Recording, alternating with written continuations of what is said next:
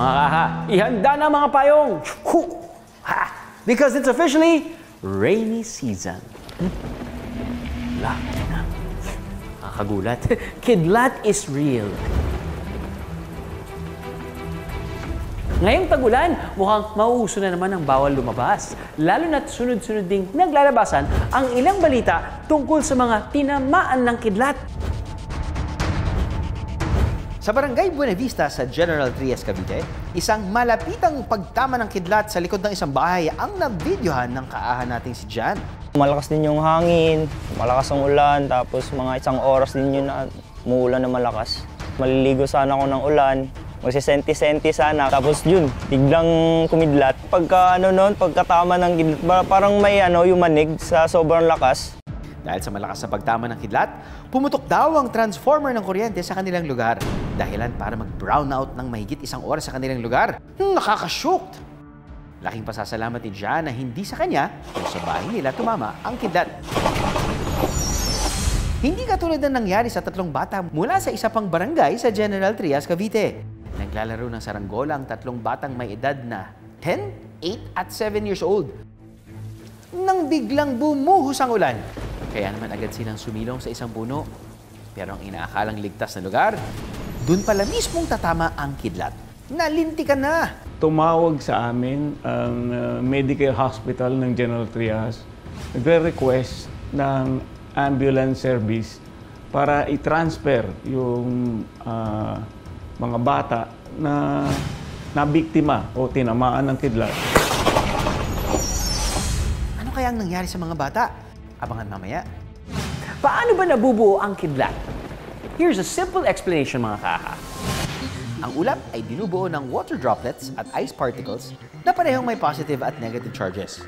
Nagkikiskisa ng mga ito kaya nabubuo ang static energy na nagre-resulta sa paghihiwalay ng charges. Napupunta ang positive charge sa taas ng ulap habang ang negative charge naman sa ilalim nito. Dahil opposites attract, ang negative charge mula sa ulap at ang positive charge mula sa lupa o ground ay pinipilit na magtagpo sa gitna na nagiging dahilan kaya nagkakaroon ng flash. At ito nga ang tinatawag na lightning flash. Para mas maipakita kung paano nabubuo ang kidlat, gagawa tayo ng isang science experiment kasama ang kidlatman. Ang isa sa Voltes 5 Legacy Cast na si Jamir Zabarte. Remind ko lang po sa mga kids natin na before natin gawin tong experiment na to, ay magpatulong tayo sa mga nakakatanda sa bahay natin.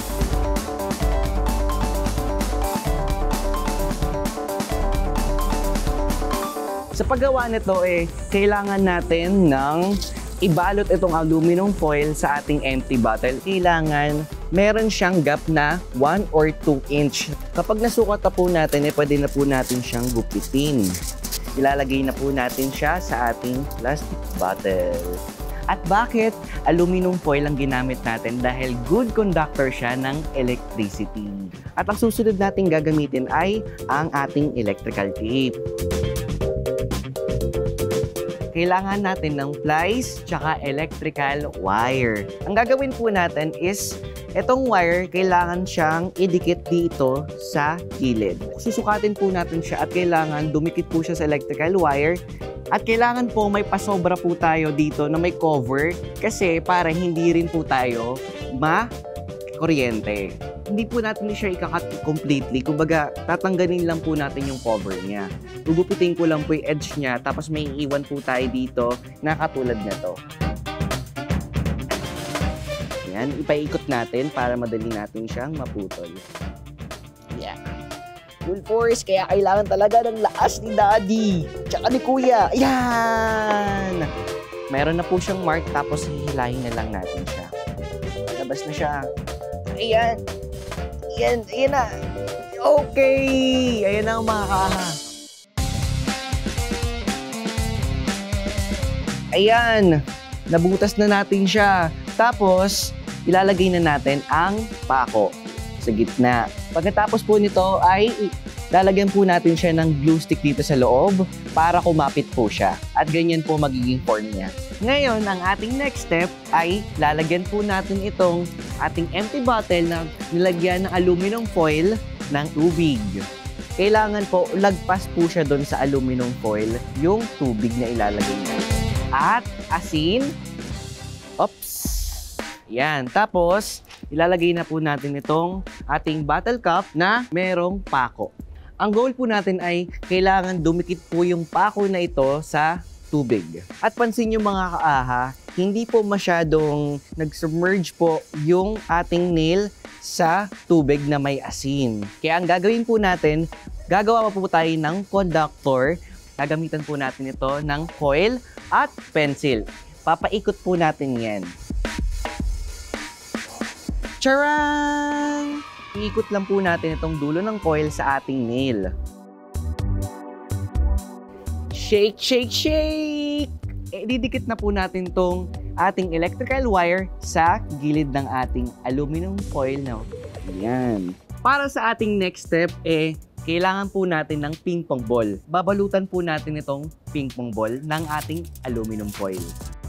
At ayun na nga mga kaaha, i-charge natin siya. Pero, hindi natin siya isasaksaka kung hindi magpo-produce tayo ng static energy. Gagamit tayo ng charan! Lobo na ikikis-kis natin sa ating ulo na magpo-produce ng change of electrons. Ayan, try natin. Kapag nilift natin tong balloon, sasama rin yung ating hair. At the transfer ang negative charge mula sa lobo, palabas ng bote, making it positive. Ang electrical wire na idinikit outside the bottle will connect the two charges together na magnu-neutralize ng parehong loob at labas ng bote. Ito ang dahilan kaya kapag idinikit ang electrical wire sa ping pong ball covered with aluminum foil, nakabubuo ng lightning flash. Amazing! Maaari po tayong tamaan ng kidlat sa tatlong paraan, no? Una yung tinatawag natin na direct strike. Ito yung talagang tatamaan po tayo ng kidlat once na nasa area tayo, open area na may ongoing na thunderstorm activity. Yung pangalawa naman is yung contact or yung conduction na kung saan, for example, nasa loob po tayo ng bahay, gumagamit tayo ng electrical appliances na naka-plug in at tinamaan yung linya ng kuryente sa labas ng bahay, tinamaan po ng kidlat. Contact or conduction voltage ang nangyari sa isang elementary teacher mula sa Cotabato. Nito lang May 12 nang makuna ng video ang malakas na pag-ulan sa Malasila Elementary School, kung saan isang puno ang tinamaan ng kidlat. Nung araw na yon, mga bandang 1:30, malakas na malakas ang ulan, madilim ang paligid, may mga kulog at kidlat. Pero kahit na po ganun ang panahon, gamit ko po ang laptop ko kasi nagkaklase po ako. Hawak-hawak ko po yung laptop nang biglang biglang sumabog, parang bomba. Parang sinipa po ako. Dumilim bigla yung paningin ko at narinig ko na lang yung mga bata na nag-iiyakan. Yung mismong oras na yon, sumakit po ang ulo ko. Parang nagpalpitate po yung heart ko. Naramdaman ko yung sakit sa kamay ko, galing sa kamay ko, namumula. Hanggang sa may braso po, namamanhid. Mga 2 araw po. Ilang araw din nagpagaling sa bahay si Ma'am Marilyn bago siya nakapagturo ulit.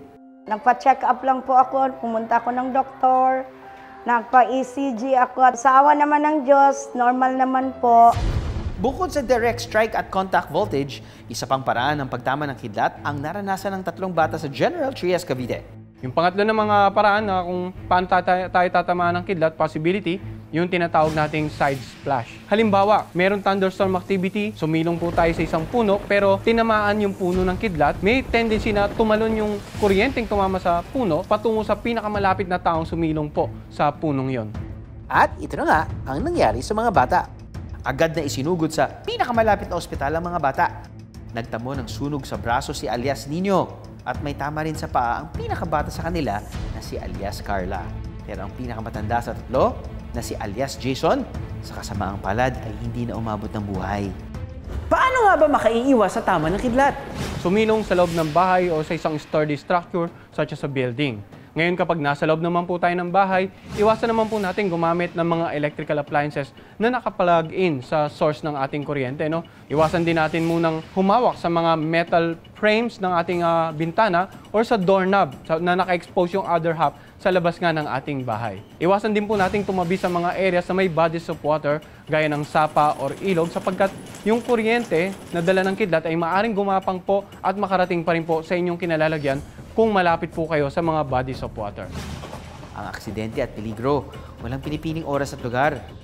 Kaya laging maging alerto, kahit saan at kahit kailan. Aha!